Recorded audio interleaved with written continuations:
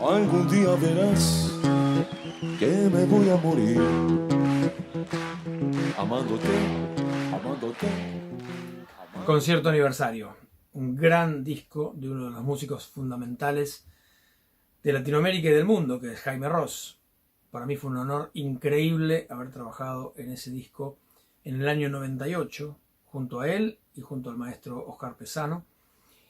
Y realmente lo mejor que tengo como recuerdo de ese disco es la búsqueda de la calidez.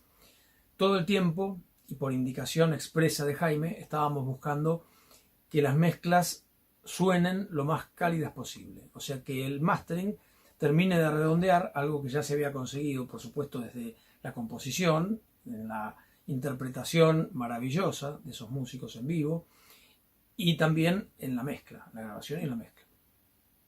Entonces, lo que tenía que buscar el mastering era que la música nos atraiga, que quisiéramos volver a escucharla. Y ese concepto de calidez, que muchas veces se pierde, porque ya sea porque la grabación no respeta esa idea o porque se cometen algunos errores en el camino, o finalmente la mezcla sí es cálida, pero el mastering termina por aplastarla y le hace perder eso tan importante que hace que queramos volver a escucharla. Entonces, justamente en este caso, era respetar la dinámica, potenciarla y lograr que esas durezas, esas asperezas que puede tener a veces una grabación, ese brillo excesivo que por ahí es antinatural, o cierta estridencia que puede venir de las guitarras o puede venir de las voces, o mismo de los platos, estuviera como moderado, controlado. Entonces, me acuerdo que estábamos trabajando con Jaime y él hacía unas indicaciones muy precisas, incluso vía fax, en el momento que él volvía para Montevideo, y siempre el concepto claro que me quedó a partir de ese disco era: es tan importante que la música se deje escuchar, se haga amiga de uno, ¿no? Si bien él no lo decía con esas palabras, pero para mí el concepto fue muy claro en ese sentido y creo que el disco lo logra. Y viene a cuento para contar, para explicar una situación que tenemos ahora con, en realidad pasa mucho con el género urbano. Este ejemplo no es ninguna novedad que voy a mostrar ahora porque son todos muy parecidos. Todo lo que es género urbano está sobreexcedido en el uso de frecuencias medias y altas, también de las subgraves, pero digamos que particularmente la estridencia y la falta de calidez viene de la zona que va entre 3 y 6K, típicamente. Y eso en muchos casos tiene que ver con el uso excesivo, digamos, de los claps. Los claps acompañan al snare, al tambor, al redoblante, o a veces lo reemplazan directamente. Casi siempre están secuenciados, no son tocados, y están muy pasados en ese rango de frecuencia. Entonces, en el ejemplo de hoy voy a mostrar algunas frecuencias críticas en donde estoy trabajando esa estridencia para controlarla, para que justamente no llegue a la etapa de compresión, porque si eso se potencia y dispara los compresores, bueno, van a pasar dos cosas: o que se va a magnificar esa zona de frecuencia, que es justo lo que no queremos, o si no, que va a terminar por ahogar la compresión, porque cada vez que suena un clap, el exceso de energía va a ser tan grande que los compresores van a sobre reaccionar. Entonces, tratar de moderar esa frecuencia antes de entrar a la etapa de compresión, en mi caso analógica, es fundamental. Entonces, bueno, vamos a ver este ejemplo ahora, y siempre teniendo en cuenta y muy presente que la música cálida es la que nos hace querer volver a escucharla. En cambio, la música estridente, que no tiene esa intención de calidez, por más que no lo sepamos, de alguna forma nos está alejando de ella. Bueno, esta mezcla la manda un productor de música urbana norteamericano que se llama Spencer, y tiene, como muchísimas otras en este género, unos claps bastante intensos en medios y agudos, sobre todo en la zona de, en este caso un poco más baja, digamos. Hay otros que están empezando por 4K aproximadamente. Este está de 2K7 hacia arriba, en varios puntos. Entonces vamos a escuchar cómo suena primero la mezcla pasada por una cadena neutra, es decir, que no tiene ningún tipo de retoque, a ver cómo está sonando originalmente y después encontramos los puntos de problema.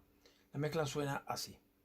I've been getting calls since like 4:30. Green and white, Jason Tatum on the jersey. I pull up on the time, asking where you going, baby girl. Cross you 'cause I had to. Entonces, bueno, pasamos esta hacia abajo y vamos a escuchar en 2K7 qué es lo que está pasando y cómo suenan esos claps. Y grabamos el resultado del sidechain.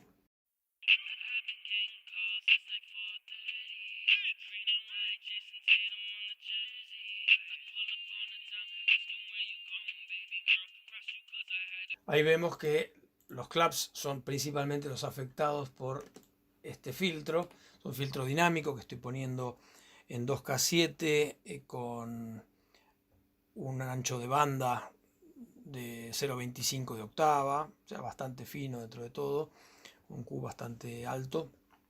Una relación de compresión de 1 a 1.7, o sea, muy moderada, un ataque de 1 milisegundo y un release de 50 milisegundos. Eso entonces es para atajar en esa zona 2K7, que es donde bastante críticamente escuchamos la agresividad de los claps.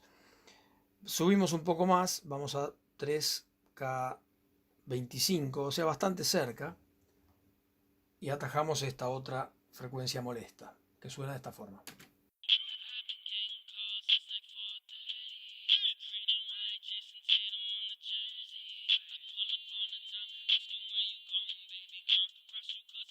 Ahí tenemos esta otra frecuencia que dijimos es 3,25K y seguimos subiendo y vamos a ir a buscar otra que está cercana a los 6K, porque ahí ya empezamos a encontrar otros problemas de la mezcla.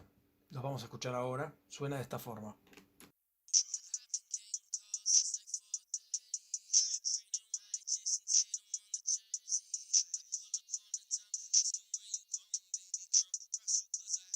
Ahí estamos afectando la sibilancia de la voz, que en muchos casos también, en género urbano particularmente, son un problema que generalmente se encuentra por la región de entre 4 y 8K, a veces más arriba también. Pero bueno, la sibilancia de la voz es otro de los factores que altera mucho la calidez y que hace que justamente no lleguemos a tener nunca un máster cálido como nos gustaría, porque bueno, esto está invadiendo permanentemente la mezcla. Y finalmente nos vamos más arriba a 8K y trabajamos el hi-hat, que ya venía presentando problemas, y ya en cerca de 6K, cuando lo trabajamos en este último filtro, vimos que realmente estaba empezando a molestar, pero en 8K lo notamos muy claramente. Suena de esta forma.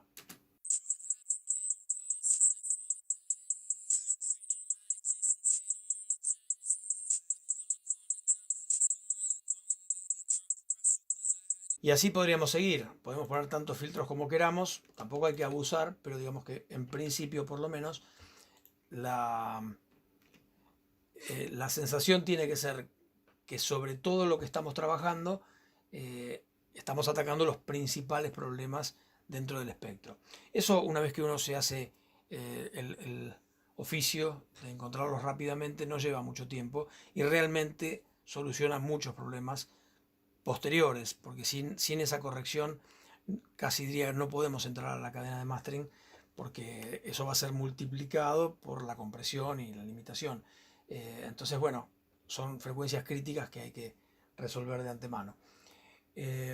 Escuchando cómo queda el mastering, bajado en este caso casi 18 dB con respecto a la mezcla original, ponemos nuevamente la mezcla original y vamos a ver en los claps y en el hi-hat una diferencia importante de agresividad. I've been getting calls since like 4:30. Green and white, Jason Tatum on the jersey. I pull up on the time, asking where you going, baby girl. Cross you 'cause I had to Y ahora el mastering. throw. I've been getting calls since like 4:30. Green and white, Jason Tatum on the jersey. I pull up on the time, asking where you going, baby girl. Cross you 'cause O sea que sin perder la esencia de lo que representan los claps en esta canción y en esta mezcla, estamos controlando las frecuencias más molestas para que no nos rechace la música, sino que nos atraiga. Básicamente queremos lograr calidez, aún en géneros en los que la calidez quizás no es el principal valor que puede tener, pero que termina siendo importante porque por más desacostumbrados que estemos a ella, cuando escuchamos algo que es cálido, nos dan más ganas de escucharlo. Espero que les haya servido. Nos vemos en la próxima. Chao.